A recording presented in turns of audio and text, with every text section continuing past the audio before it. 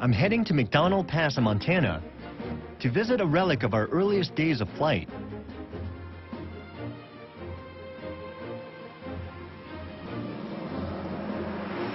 Transportation-wise, this place is definitely off the grid.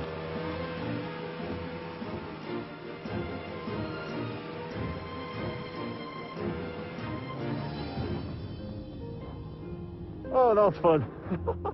I feel like I'm standing on top of the world. We pretty much are. We're on top of the Continental Divide. They call Montana Big Sky Country, and it does look pretty empty up here. But this 90-foot tower holds a clue to how we learn to navigate our crowded skies. Mike Rogan is with the Montana Department of Transportation Aeronautics Division. So, I mean, what do these things basically do? They give you a visual reference when you're flying at night. So these literally are kind of like lighthouses in the sky. Yes. The story of this air beacon dates back to the birth of commercial air travel in the 1920s. Aviation companies were eager to fly cross-country, but they had no way to navigate the night portion of the 30-hour trip. So they invented one, paying farmers to light bonfires in their fields, creating a path of flames to guide pilots through the night. They soon replaced the bonfires with a network of 1,500 gas beacons. 220, you're coming in nicely. You're 25 feet, too low, pull her up a wee bit. By the 1960s, modern radar was replacing the gas beacons, except in Montana, where the peaks of the Rockies block radar signals, leaving pilots to rely on the old beacons so they wouldn't crash into the mountains.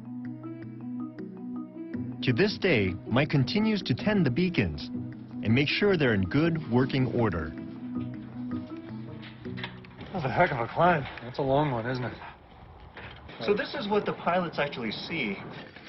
This lamp is focused in the middle of this 24-inch mirror, and as it's turning around, you get a sharp flash as you're approaching the beacon. When you see the beacon, it looks like it's flashing. That's because it's turning around. You're only getting it for a second. Even though every other state has long since abandoned the beacons, we still live with their legacy. Many of the first radar towers were built along this network of gas beacons, which means that if you take a commercial flight today and fly along one of the early skyways, your path will look like a zigzag that traces the lines that sprang up from bonfire to bonfire and then beacon to beacon. From bonfire to beacon to radar, we've made progress. But as our skies got busier, we needed a way to handle the traffic. Enter the Federal Aviation Administration, or FAA, which maintains our complex flight management system today. Here's how it works. Each airport's control tower guides each plane to takeoff. Then a regional control center keeps tabs on it until it reaches 10,000 feet, where the flight enters one of the 21 en route centers across the country. And watching over the entire system are the people in this state-of-the-art bunker in Northern Virginia. People like Flight Manager Deborah Griffith. Air Traffic Control System Command Center. This place is immense. Yes. I feel like I'm in that movie War Games or something. No. What are all those lights up on that screen right there? Those are flights. Those are the active flights in the system right now. How many planes are we looking at? During the peak portion of the day, we're 5,000 to 6,000 flights active. It's Tuesday afternoon, just an ordinary day for Deborah, who's sort of a traffic cop of the skies. Good morning, everybody. This is Deb Griffith with you for the 1215 Planning Telecon. We're going to start with New York, having the gusty winds. Good morning, New York. Good morning, thank you. We are on a 3-3 left. Every 2 hours, Deborah leads what could be the biggest conference call in the world. Thousands of passengers' lives are on the line. All right, let's go out west to Southern California, Franklin. Can you give us any more information? San Diego, right now, just nobody's getting in with the RVRs and the low ceilings. So we Every major airline, airport, shipping company, the Secret Service, NASA, and the military listen in for updates to the National Flight Plan. Looks like Cleveland, we're IFR, so we're going to add them into terminal constraints for IFR ceilings and viz. Okay. Okay, that'll conclude this telecom. We'll be back with you at 14:15, Command Center South. Thank you. As soon as she hangs up, Deborah begins juggling this network's limited airspace to keep traffic flowing. Got an update on San Francisco forecast. Actually put ceilings in there for a few hours this morning. All right, that's it. Thank you very much. Okay. She reroutes planes around San Francisco's fog and grounds others so they won't get caught in a bottleneck caused by strong winds over New York. 31's at Kennedy. Right now the volume's down for the next 4 hours. We'll see how that rolls. So it's kind of like a butterfly effect, where you have a disruption in one place and it ripples all the way across the country. It does have a ripple effect. It does. Well, because New York is slowed down, it's going to historically slow down the other markets around it, because those airplanes go in and out of New York and go to Fort Worth and to Houston and to Memphis and to Chicago and to Cleveland. All these flights depend on Deborah's ability to manage America's airspace. She's good at it, and the system works well, most of the time. But the problem with this system is that it's based on radar, aging technology that requires air traffic controllers to leave large safety margins between each plane, which means fewer planes can take to the skies. With our airways nearing maximum capacity, the FAA needs a game changer.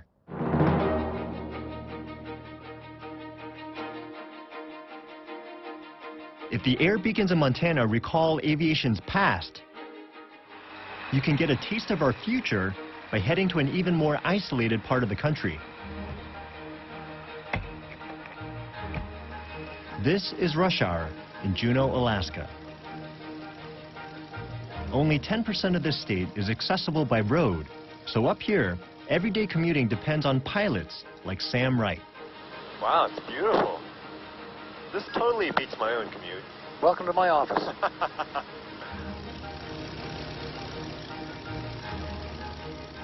It may be beautiful, but over the past 20 years, 1/3 of all commuter plane crashes in the United States happened in Alaska. And Sam flies these treacherous skies every day. Sam, what exactly is your job?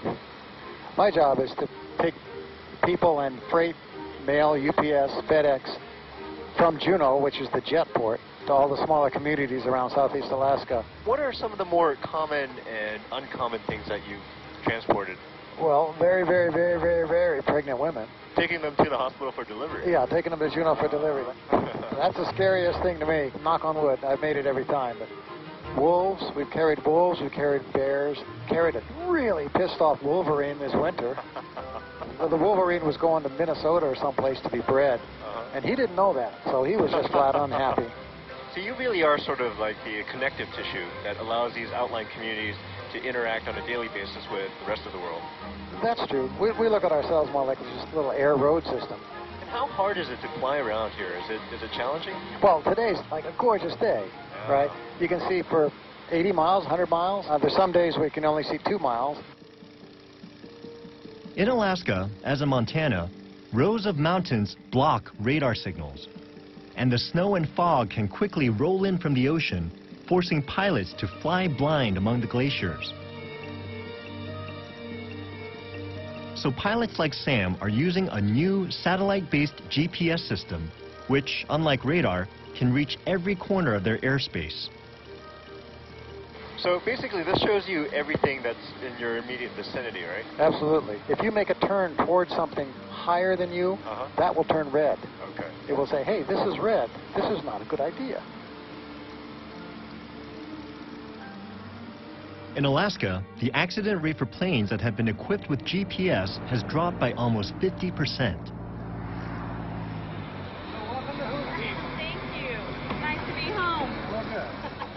And this system that keeps Sam and his passengers safe is beginning to have a much wider impact. GPS is the backbone of a new FAA plan called NextGen, designed to completely overhaul air traffic control. Air Alaska was one of the first airlines to test this new technology. Their pilots, like Mike Adams, welcomed it. One of the most advantageous features about the NextGen program is the ability now to navigate more directly.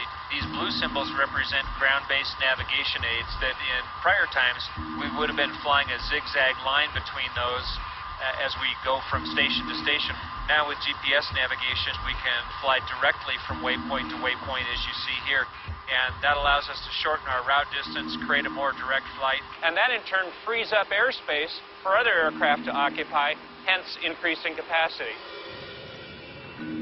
The estimated cost for NextGen is high, as much as $160 billion. But it will allow the FAA to fly 1.3 billion passengers a year by 2031, twice as many as it can handle today.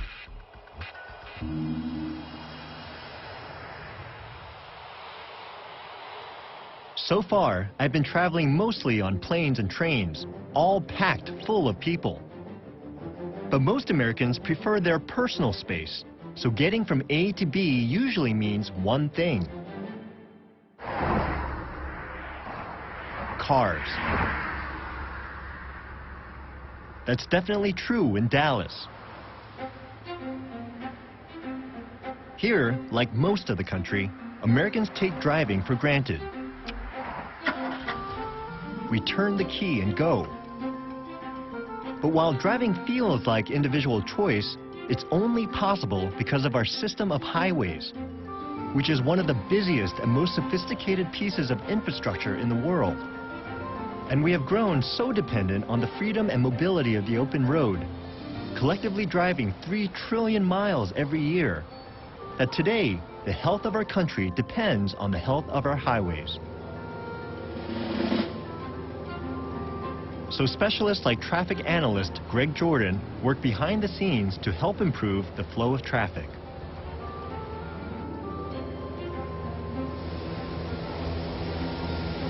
Look at that beauty. The interchange is oddly elegant. You know, it's kind of like some sort of geometric shapes. An aerial perspective will give you an insight that is sometimes very hard to get on the ground. He's right. From the sky, I can see where cars are bottlenecking and where they're moving along at a nice clip.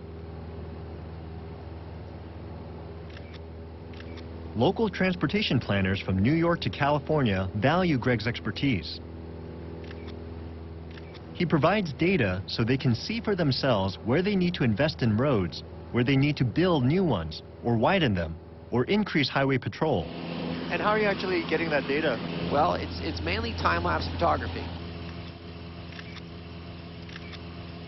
Looking at the snapshots Greg has taken over time, what strikes me is not just the roads themselves, but the number of housing developments hugging the highways. This is a new development. This is in Louisville. It's right near the newly completed State Highway 121. So these communities are only possible because of that freeway? The freeway is the lifeblood. People like to say, if you build it, they will come. And to a degree, that's true. Okay. You know, if you build it, that encourages people. This is what more and more of our country looks like today. A tapestry of suburban neighborhoods woven together by quiet streets and bordered by busy highways. When the federal government started building these interstate highways more than 50 years ago, they were intended to strengthen connections between far-flung cities, but they've ended up totally reshaping local communities. This is what the sleepy town of Arlington, Texas looked like in 1950. And this is what happened when Interstate 30 connected it to nearby Dallas and Fort Worth. Highways stretching north from Dallas lured people out to the cheap land and open space of Arlington and other suburbs like this one, Colleyville. And these suburbs gave birth to a whole new way of life. This is a suburban dream, the cul-de-sac. Big houses surrounded by green lawns on a street with no through traffic. But living here comes at a cost. To understand that cost, we used GPS to track the cars of everyone living on this tiny cul-de-sac for a week.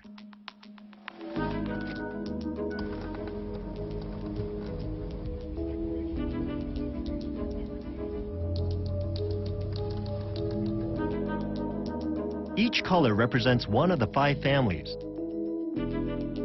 That pink car is Phil Thompson heading to work. There's Sabre Ewing, driving her sons to school. Her husband Kip, in the red car, is on his way to the airport for a business trip.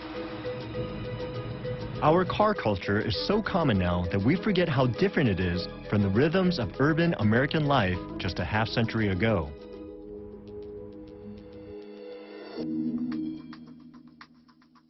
Modern suburbs promote a landscape where most things are accessible only by car. So these suburban residents spend much of their time behind the wheel. They drive to get coffee. Thank you. To do their banking. To buy groceries. In fact, they drive 50% more than their parents did. I probably put on maybe 100 miles a day. Wow. Easily 25,000 or 30,000 miles a year. But basically the assumption is that if you're going to live in this neighborhood, you have to have a car. That's exactly right. The way they design Colleyville and our community is that since it's off the beaten path, you have to drive 10 or 15 minutes before you get to a major road. And all this driving means our families walk a whole lot less. Walking is definitely more recreational. I walk the dogs in the neighborhood to the mailbox and back. Now, the other walking that I do is going to be from parking garages to appointments when I go to customer meetings between the rental car agency and the gates at the airports. Most of us don't mind all this driving, but there's a problem. As suburban life evolves and our daily destinations change, our road system can't adapt fast enough. Look at our 5 families. They rarely venture into the city of Dallas all week. Our highways were designed to get people from the suburbs to jobs and stores in the central business districts. But nowadays, most people live, work, and shop in the suburbs, and the smaller secondary roads are jammed. On top of that, since we built our highway system, the population has doubled, and the number of cars on the road has more than tripled. That means more people stuck in traffic on roads that weren't designed to get them where they want to go. At the end of the week, after collectively navigating over 600 miles of suburban thoroughfares, our families return to the cul-de-sac. There are the Johnsons, last ones in.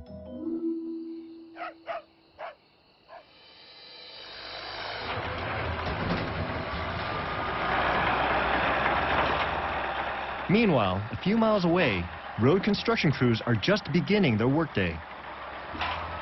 In the Dallas-Fort Worth area, planners are trying to reduce congestion by building their way out of the problem.